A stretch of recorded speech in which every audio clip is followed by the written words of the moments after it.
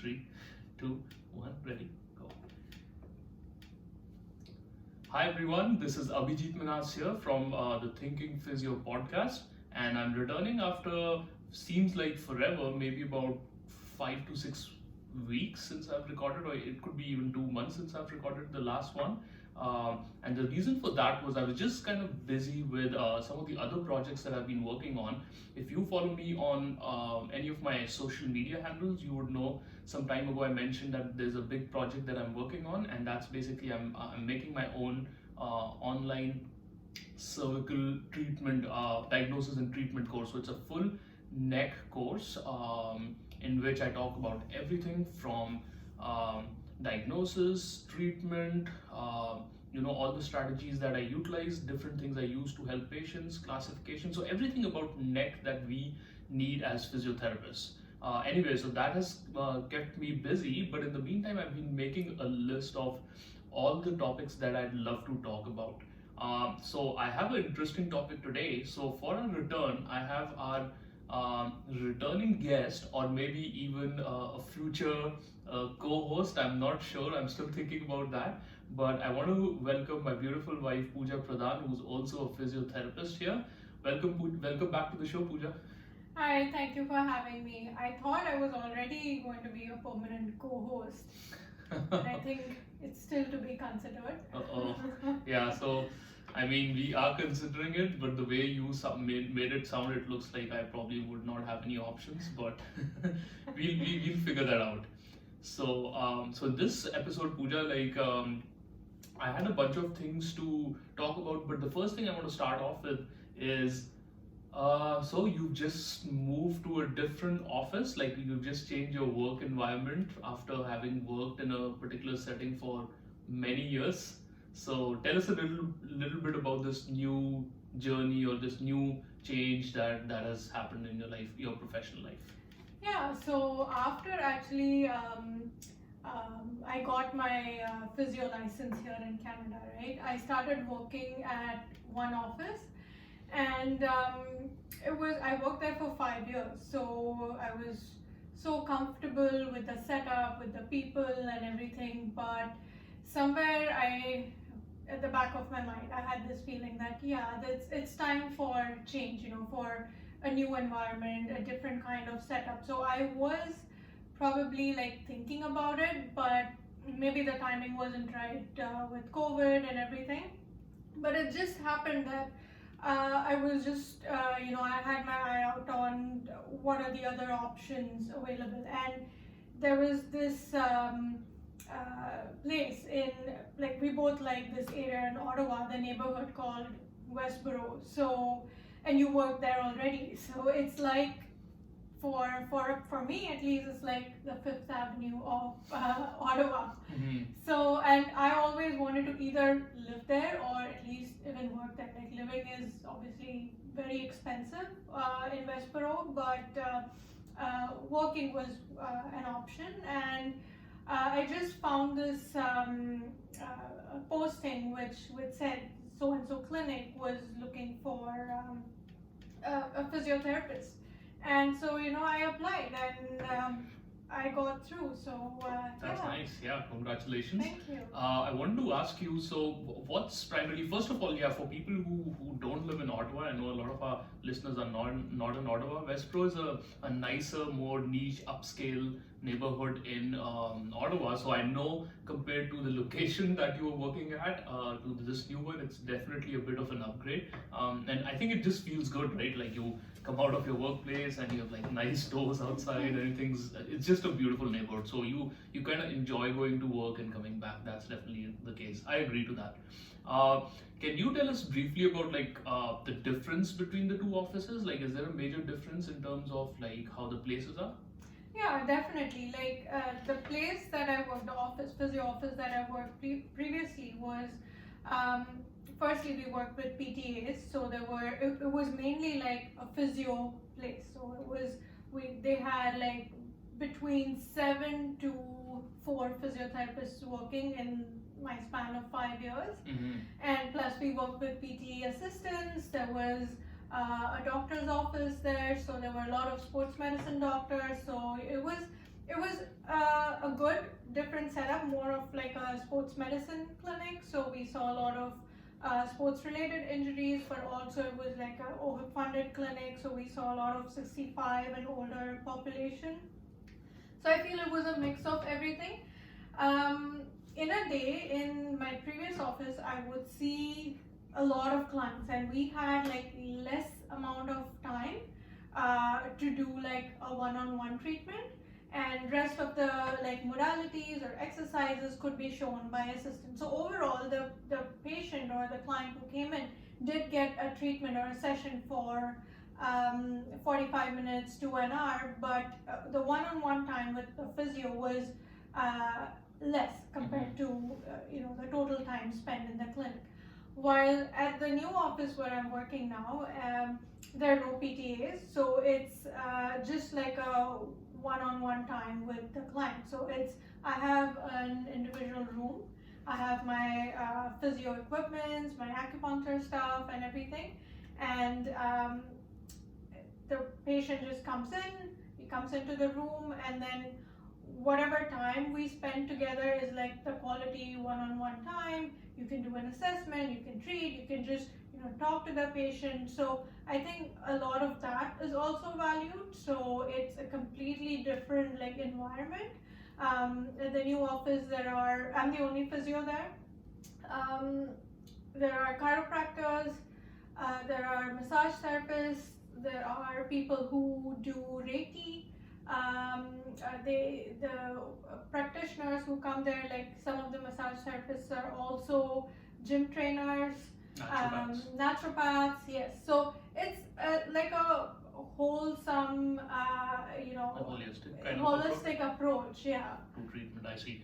Yeah, and I feel like in settings like these, because I've worked in similar settings where I've worked in the office you were working before, and I work in a very similar setting where you're right now, the kind of setting that you're working in right now, and I often find that one of the big difference, along with the primary reason even for me, has always been to be able to spend more time. Like I've always had in this PT world, there's always this time crunch, especially in North America, where you don't have enough time to spend with your patients.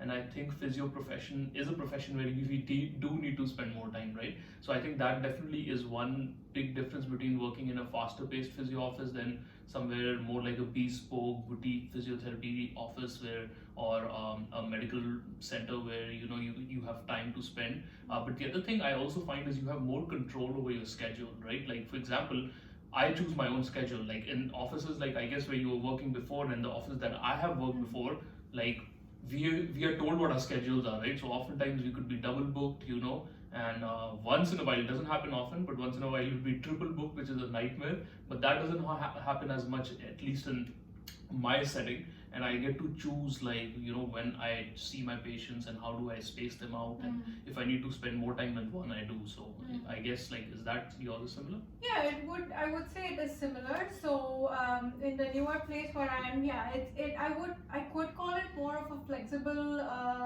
schedule, but even then, like I have a starting time and I have a time where I end. So I prefer, I don't need a lot of flexibility in my schedule. So whatever time I've committed to one place, I want to work from that time to that time. And same thing with my previous office. So even though in that setup where there I was an employee and here I'm a contractor. So even as an employee, again, I had a start time and an end time. So if sometimes during that period they would try to give us as many clients possible because I was an employee.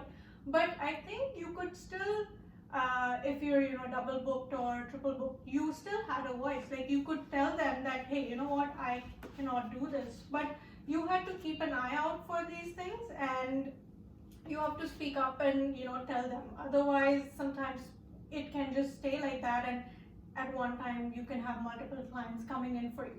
Even then, I feel because I've worked in that setup for so much time, 5 years. I knew all the knacks, I would say, to, if 3 people come in together, we have PTAs, how to utilize, the PTAs, the KINs, and how to, get things started, get the treatment started. So it's like just a system that gets set up So even though you have less time, I felt I had learned to like exactly do what I was supposed to do, and then use my PTAs and the kins to help them with some other things. It's just a different kind of practice. I think it keeps you more on your toes, keeps you going. Sometimes I would be literally brisk walking or jogging in the clinic, because we need to be that fast. And just not the physios, I think everyone is just on their toes. We don't have time to sit. While the other place, like I see I think about 5 or 6 clients in a day, and then my day is booked. So and I get time in between, so I get time after every client to sit down, maybe just drink water or snack on something. So you have some that, time. So one of the things, actually you brought up a really good point, and I feel like I have for some time spoken at length about my displeasure with working in fast-paced offices. But you bring up a very good point. I think that experience has given me a lot of value as well, in terms of like just multitasking, being able to do things fast and quick. I think those are real skills that you need as well, right? If you're really good in that, if you can work in a fast-paced office, you can definitely work in a slow-paced office. But if you work in a slow-paced office, it takes a lot of like change in the way you think and the way you function, a lot of like modifications to the way you do things, to be able to actually make that transition from slower to fast. Though I know it doesn't happen a lot, but say if it does happen, I think working in a fast-paced office does teach you that, right? Like it helps you manage all these things. But that's interesting. Some of my I guess international physios in different countries might be thinking, why, like I've spoken about this in the past, and even I'm talking about this right now, because I know from my experience of working in the US, Canada, definitely that these are big things for physios here. When I worked, and my experience in India was not a whole lot, just about a year, I'd say, but it wasn't like this. Like we didn't have to worry as much about the time constraint. So if anybody who's wondering why we keep talking about like the kind of settings that are there in outpatient, it's only because the physios who work in North America do realize that for your overall professional happiness or contentment, it's really important, the kind of setting you work at. So that's why. But anyways, the reason I brought this up was because I know you. So this podcast, I wanted to discuss a little bit about continuing education workshops, right? So maybe touch up on some of the workshops, physio workshops that have really kind of greatly influenced you. But you know what? I think I'll answer that part of the question, right? Like I want to share some of my workshops that I enjoyed, but what I really want to ask you is about the latest workshop that you have done. And just give us a backdrop of why you did this, because I know it's kind of related to your work as well. But so tell us a little about like the latest workshop that you have done. Yeah, so I think it was just last week. Yeah, I did a pelvic floor workshop, so level 1. And how many levels are there? I think for this one there's 1, 2, 3, and there are different kinds. So it's not just, it doesn't stop at the 3rd level. Like that is only one part of it. Okay. And then there are other different kinds of pelvic floor conditions that they teach you about. So this one I thought of taking up is because the new clinic where I'm working, I think they see a lot of the chiropractors there see a lot of pelvic floor cases or pregnancy related conditions, and they treat them. So is it just pregnancy or general women's health? I think women's health, I should say that includes like pregnancy, pelvic pain and things like that, urinary incontinence, prolapse, so yeah, they needed a physio who was also doing or working with these kind of people or population. So and I was kind of thinking about it because pelvic floor over time has become very popular. So in fact, when I went for the course, we had, I think there were just 7 or 8 students who had come to take the course, but 2 of them were actually students of U Ottawa. They hadn't even given their The final graduate. exam, and not even the written or the clinical license exam. Had they graduated? I think they were about to graduate. Wow. But and that's we were all surprised, even the instructor, and they're like, yeah, because of COVID, things are, we don't know. They're like, when we'll get to do the course, when are we going to give that test? So they're like, we might as well just take up all these workshops. Acupuncture, pelvic floor, they're very common. So they were there to do the course. Those physios were, I think, like thinking ahead of the curve, which is great. Which like, is good. Yeah. I don't know, a lot of like physios who are first graduating are going into pelvic floor, and I find like pelvic floor is a really interesting and important issue too. Now you said it's recently become popular, and I wonder whether is it recently become popular, or we've always had these women's health and men's health related issues, especially related to like incontinence and reproductive systems and stuff like that, and for the most part society kind of shies away from these things. So while I feel like I find that too, especially here in Ottawa, but in generally too, like I find there's a whole lot of physios now being trained into these things, and there are more patients who are coming out with like conditions that might have been bothering them, which before, probably because of society's norms or things like that, they were kind of hid like under the closet or swept under the rug, and people were too shy to talk about these things.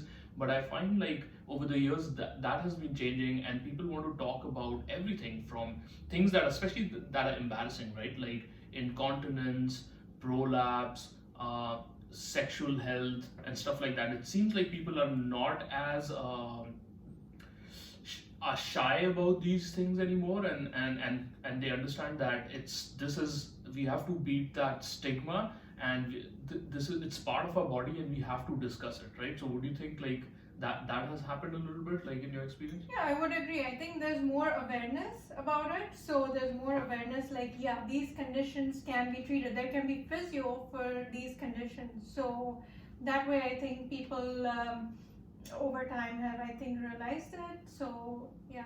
Wow, yeah, definitely. So when you did this workshop, right? Like, what are some of the let's talk about what are some of the conditions that not you with just this one workshop, but if you say get certified as a pelvic floor therapist, what all can you treat? Like, what conditions can you, and can you do it for men and women both? So that's the second part of the question. Yeah, first it's for men and women both. Okay.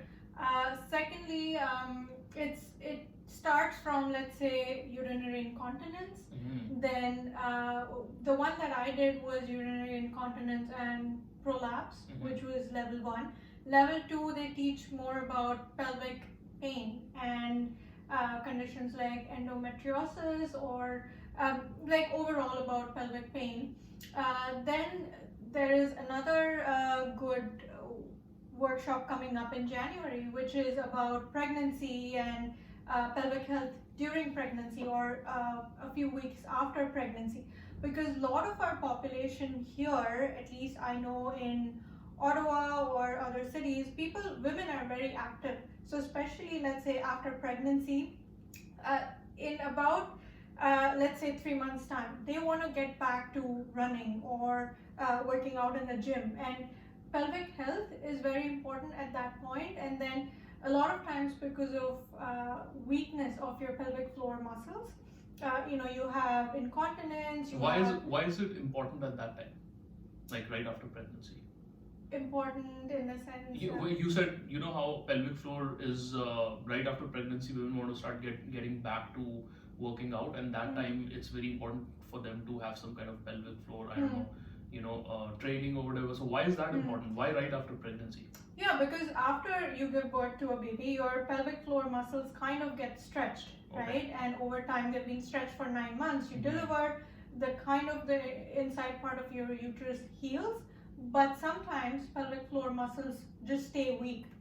Like, you're able to get back to function, but probably not back to, like, when you think about exercising or running or working out, lifting weights, you have to have that kind of abdominal pressure and tension, right? And because of that, there's an imbalance, and then you could have like sometimes a lot of times there's stress incontinence.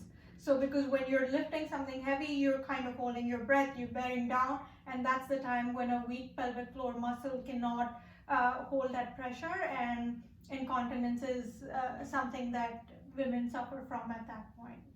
I see. And sorry, I did disturb you. So you were telling me incontinence, then women right after pregnancy, perineal pain. What else does, like, if you get certified as a pelvic floor therapist, what other conditions can you do? Like, there are shorter courses, so these are the main areas of focus. But there's also like yoga for physiotherapy related yoga for pregnancy and pelvic floor training. There is what I found a course which was for pelvic health for transgender population, which is very different and very interesting, because especially in North America, there's so much awareness about this, and that's a community that we cannot set aside. So that is included as well. Then they also actually practically teach you about stimulation for internal stimulation for pelvic floor muscles. So we've all learned in theory when we were, let's say in India, when we were studying about these things about women's health, like we just learn in theory that you can set up a tent, or internally you can do that, and to stimulate decrease pain or to activate pelvic floor muscles, but they actually teach you how to do that. And one of the most interesting things I learned was there is external palpation and there is internal palpation. So we normally, again, when we learned our physiotherapy and women's health in India, we just learned about external palpation, we learned about kegels, and that was it. Yeah, I was just going to say, for me, pelvic floor physiotherapy is equal to kegels exercises. Yeah, exactly. But then, and they actually say that in the course that, when you think about pelvic floor, previously it's all been about pelvic floor, okay, kegels, and that's it. But now there's, because of this awareness, people know that there's so much more to it. And one of the things, like a lot of also physios, I feel, would shy away from an internal palpation. So that's something we learned and you learn in level 1, is how to do an internal palpation of the pelvic floor. And it's important because normally when we think about incontinence, whether it's urge or stress incontinence, we think, oh, a weak pelvic floor muscle, so just strengthen it.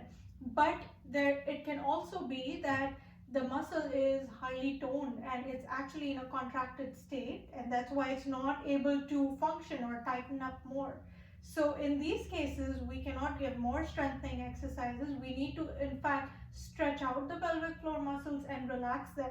So to be able to find out whether there is increase in tone or there's muscle weakness, an internal palpation really helps to determine, where is the patient at, so you can give the right kind of exercises.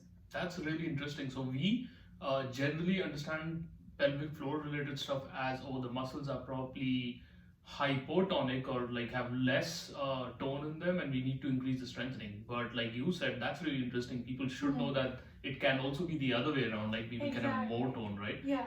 That's and I guess would there be any way you could find that increased tone without doing an internal examination? There could. So overall, when we did a few case studies, you kind of have to ask certain questions in history taking. For example, if I'm a person who takes a lot of stress, is anxious, is kind of has back pain or neck pain because I tighten up a lot, there is a... Sounds like you. And I did actually, when we did the internal palpation, I was one of those people who had more tone and didn't have weakness. So, and I think it's if you're a person who takes more stress, is anxious, and you have incontinence, there is a likelihood that you have more tone and in your pelvic floor muscles, and you're not able to like recruit those muscles well enough, and that's why you have like the incontinence. But how much of this could be done just externally? Like if By- somebody comes and says like I don't want to do internal, like can you still Mhm. do a good physio examination treatment, or do you think like the internal part is quite? I mean, external palpation you could still do. Like what they taught us was, if the muscles around your perineal region are tender, are painful, Yeah. there's a likelihood that, even internally when you palpate, it's going to be painful and tender, and any painful, tender muscle or point is always more tone. Mhm. It's same thing, they gave us an example like in your bicep. Like if your bicep hurts and you palpate it, it's going to feel tight and you feel that increased tone. Same thing with the pelvic floor muscles. So if there is increased tenderness around the perineal region, your adductors, your lower abdominal muscles are tight, and even muscles around your pubic bone are kind of tight, then it does indicate that maybe there might be increased tone. And plus, if when you're doing your history taking and if it suggests that this is a person who is stressed a lot, is very anxious, then all these factors kind of contribute to like a more toned or tightened pelvic floor. Yeah, but like, what do you think in terms of, again, going back to what I was asking you initially? Do you think like an internal examination is necessary, or you can just do it with an external examination? I think it is necessary, because if you don't do an internal examination, you are just assuming that the muscle would be tight. And there is a chance that the patient is not comfortable and says, okay, I don't want to do an internal examination. And, that's fine. So we kind of have to understand the patient's body, and, even for pelvic floor, we still have to check lumbar mobility and see if they have back pain or it's restricted, because all these muscles in your low back, SI joint are still closer to your sacroiliac joint, and they're closer to your pelvic floor. So all that is important too. Okay. Yeah. So I don't know anybody who would be absolutely comfortable with an internal examination, right? But that's one of the things, like at least we know from our background of working in India and studying in India, we know we avoided this, right? And so that was the thing. Not a lot of people talk about it because of social stigmas and stuff like that. But it seems like the internal examination is required, and we need to probably stop thinking about it, and be stop thinking about it or being shy about it, and be open about like all these things, right? About our reproductive, sexual health and all that. These are things that we have to like come forward and discuss about, like so we can make people more comfortable about it. What goes on with an internal examination? I would like to know, because again, so that people get comfortable with this topic and they don't feel a little awkward about it. So can you describe what was your experience with the internal examination? How is it? Yeah, so initially when you think about an internal examination, like let's say even before taking the pelvic floor course, I knew there was internal examination, and then everyone who came to do that course had never done an internal examination. So everyone as a therapist was also hesitant. So the first thing they taught us was, you got to be comfortable first, and then you can make your patient comfortable. And the instructors actually, in the course, the first 2 days were just talking about the anatomy, the structures, videos. So it kind of made us more comfortable. And then the instructors actually were so openly talking about their genitals, the pelvic floor area, that it kind of, as students demystified kind of that concept, and we felt comfortable.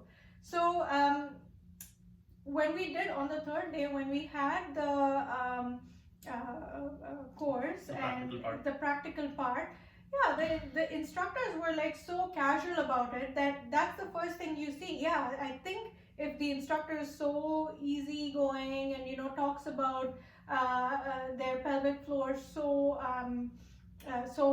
comfortably, maybe it's time that you don't have to be so what's the word I'm looking for? Shy, just so shy. Shy Nervous? or conscious or nervous about it. Yeah. So But what did the examination actually Yeah. entail? So for And I especially say this so that people who want to do it eventually have a good idea from listening to this podcast or what they could expect when they're going in for a day 3 practical. Yeah. So basically, you have to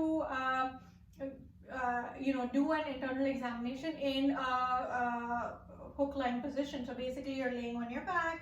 You undress your lower body, and we're all females there. So you wear gloves, and they teach you actually to identify your internal organs, and they teach you how. But how? Do you use a probe? What do you? No, you use your hands. Okay. So you wear gloves, and then they teach you, like, you're studying anatomy actually. So you're not observing your genitals as a part, a sexual part. It's just anatomy, just the way you would study the muscles or your hand or your knee. Right. It's just that part. And they actually teach you how, like, you have to palpate by inserting your finger. And I think we learned this even in inserting your finger where? Undergrad, that inserting the finger in your vagina and then in your anal. So there's vaginal palpation and there's anal palpation. Okay. So basically, you learn to palpate the areas around your introitus. So when you insert your finger, what all do you feel? Which muscles you can palpate? They give you a diagram of all the muscles on the pelvic floor. So when you insert your finger, left feels what? The right feels what? When you insert your finger a little deep, what does it feel? Which muscle are you actually palpating? And then obviously when your finger is inside, that's when you ask to do the patient to do a pelvic floor contraction. So you either say, is that like kegels? Kegels is an exercise. It's the name of the exercise. Right now, what I'm talking about, it's still an assessment. Okay. So you tell the patient, okay, think as if you're trying to stop your urine. Yeah. And then, they do that pelvic floor contraction, and then you can actually tell the tone. So they tell you what to do exactly, keep your fingers, play your fingers apart. So when the pelvic floor kind of pushes on your finger, and it is very strong, our pelvic floor is so strong. So you can tell the strength. We were taught how to grade it based on an MMT grading scale. And so same thing with anal palpation. So the reason we have to do anal palpation is because a lot of muscles that are posterior on the pelvic floor, it cannot be done vaginally. So you have to do it posteriorly. So inserting the finger through the anus, and it's not as bad as it sounds. Like, we've had it done on ourselves. We had to do it on models. We had to do it on our teachers. So at the end of the course, we had a test. So we had to do it on the teacher as well. So and then again, they teach you how to palpate. It's so interesting to see how your body feels internally. Like, we're so used to palpating on top of the skin, but internally you can actually feel the coccyx. You can actually feel your obturator internus. And that is the muscle that normally gets tight if you have chronic back pain, if you have pelvic floor pain, and they teach you strategies to, like, what could be done to, decrease sensitivity, decrease tone, and so yeah, it's all about learning what is internally and where is it anatomically. And do you feel like people were more at ease at the end of it? Everybody was just like casual about it? Oh yeah, I see. We were all at so much ease, and you just get that confidence that you've done it like 2 or 3 times, that yeah, you know what, you can do it. Like, you learn all the right techniques and everything, and it just feels so easy. Plus, like, after the course too, if you're not comfortable, they have a whole group of people, like they have a whole community of pelvic floor therapists. So if you have questions, if you're not comfortable, people are so readily available to help you. Or let's say, you have a patient you're not comfortable with, or you don't know exactly what's going on, you can always send them to another pelvic floor therapist who's more advanced, who can probably help them out. I see. And it feels like pelvic floor, when we talk about pelvic floor, the only thing that comes to our mind is women's health, and issues related to women's health. But it seems like there are things for men as well, right? Like men could have pelvic floor issues as well. So basically, my question is this: are there male pelvic floor therapists? There are, yeah. In Okay. fact, in Ottawa, when I was looking through a lot of job postings, there is a clinic only meant for men's pelvic health. And pelvic health issues in men arise mostly, or one of the reasons is when they have issues related to their prostate Mm-hmm. after like some kind of surgery or hypertrophy or hyperplasia of the prostate gland. Sometimes it presses on, the passage of your urine, and the muscles are not able to tighten up well. So, But before we get into the details of what do men pelvic floor problems manifest as? Like, what do we see? What kind of conditions do we see in men related to a pelvic? lot of times incontinence. Okay. Yeah. And So, that's it. let's see, again, I've done level 1 course, so Okay. there could be many more, but what we learned about was more about incontinence and prolapse, right? Prolapse cannot happen in males. So it's mainly incontinence is the incidences of incontinence are What fairly high. What about erectile dysfunction? Is that part of something they do in pelvic floor as well? It can, for Okay. sure. We didn't learn much about that, but yes, for those kind of dysfunctions as well, there are physio-related therapies, treatments for erectile dysfunctions and so on. Now, this is really interesting because I think while you were doing one of your classes, which was virtually on the first or the second day, and I was just passing by, that's when I heard it. And I was like, that's interesting because we know that erectile dysfunction in men can happen from a bunch of reasons. A lot of times, if men have erectile dysfunction, it could also be a cardiac problem. So it's a blood problem. So a lot of times, like you might have to see a cardiologist. So my mind would go towards those things apart from anything else, like you said, maybe a prolapse, or it could be just maybe seeing a sexual health expert, and it could be a condition related to that. But it could be a heart condition. So I was always thinking about that, but I wasn't sure what what male pelvic floor physios would do, or what conditions they would treat. And I know you haven't done that, but I just want everybody who's listening to this, especially guys, to know that there are male pelvic floor physiotherapists, and you can help a lot of your patients. And I think that's going to be even a more difficult niche to break into, because it seems like women are coming out with their pelvic floor problems and discussing it and seeking help for it. But I think it's going to be even a bigger stigma for men, because men are going to shy away from this even more than anything. So I think at that point, if some physios are interested in that field, like you got to be we got to be the torchbearers of bringing that kind of education to people and making them understand that, hey, this is something that you can discuss with other people. There are professionals who are out there to help you with that, right? So Certainly. I think it's pretty important. So what's next though? Like, so you finished one of the levels. It seems like there's so many levels in this, right?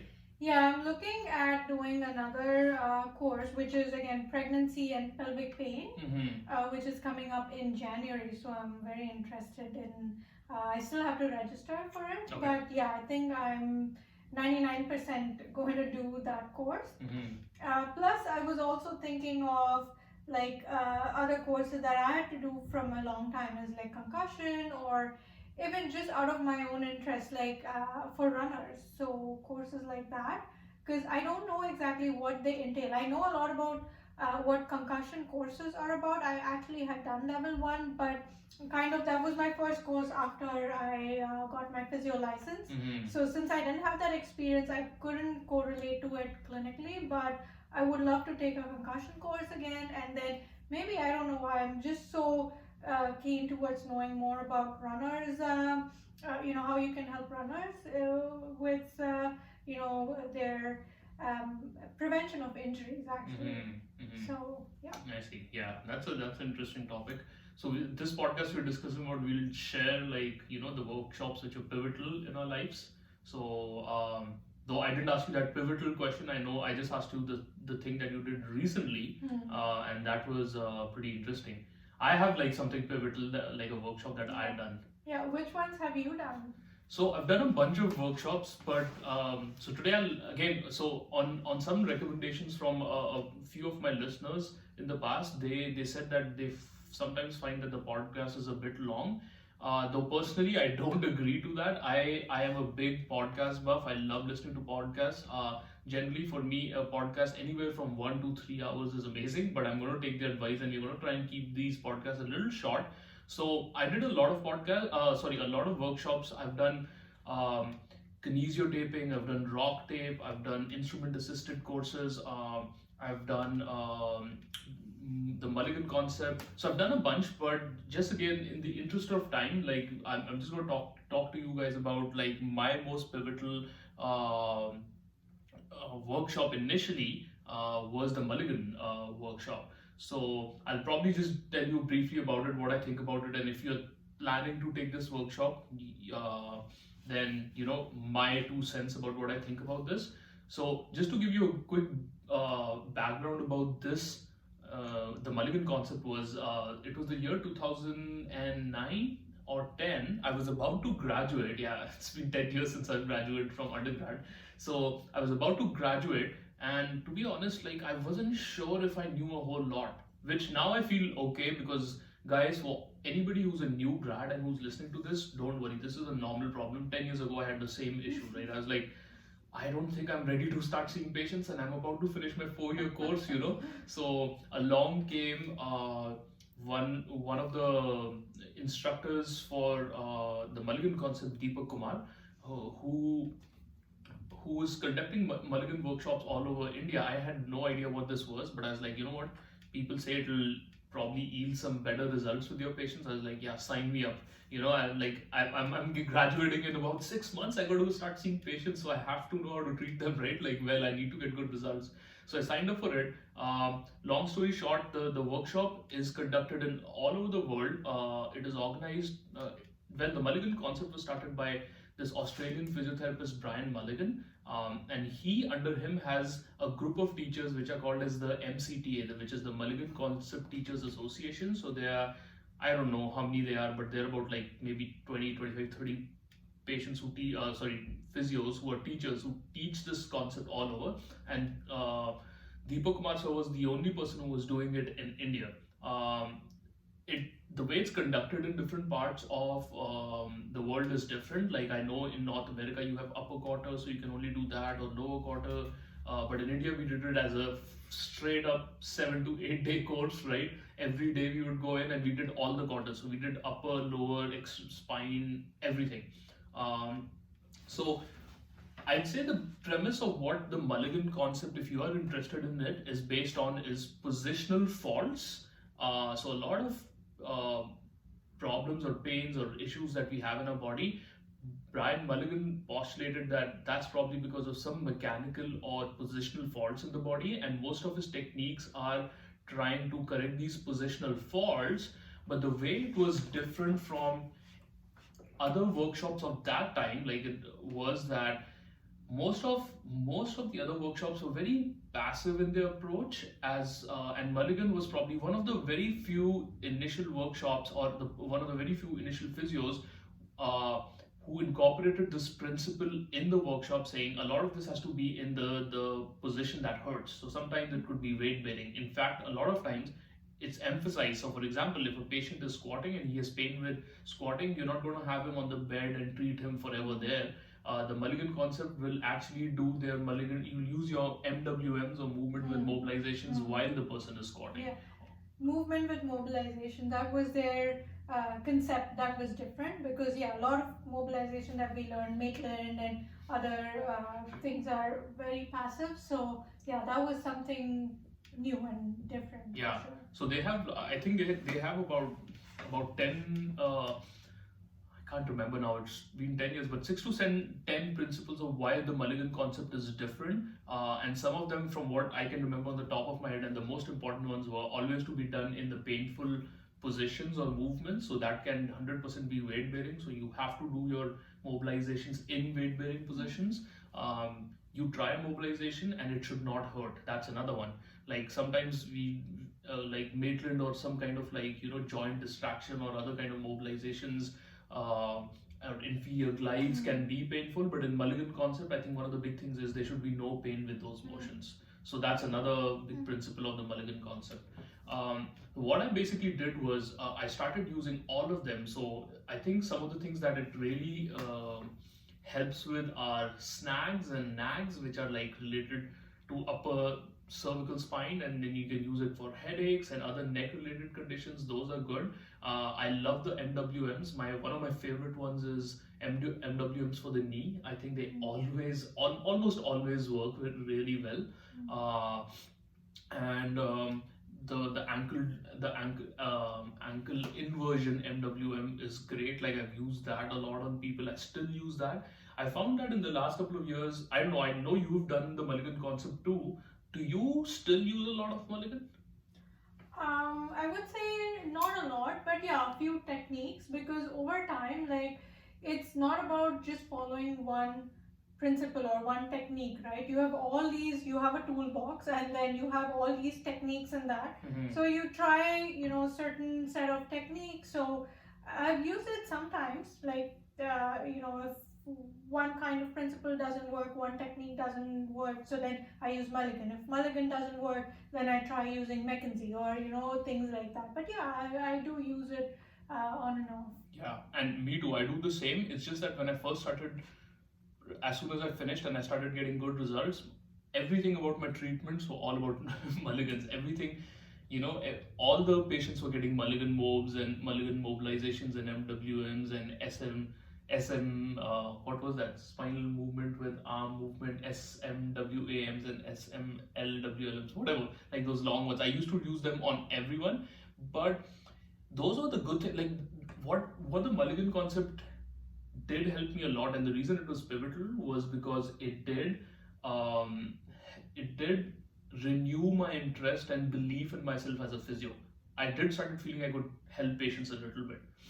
So I used that extensively.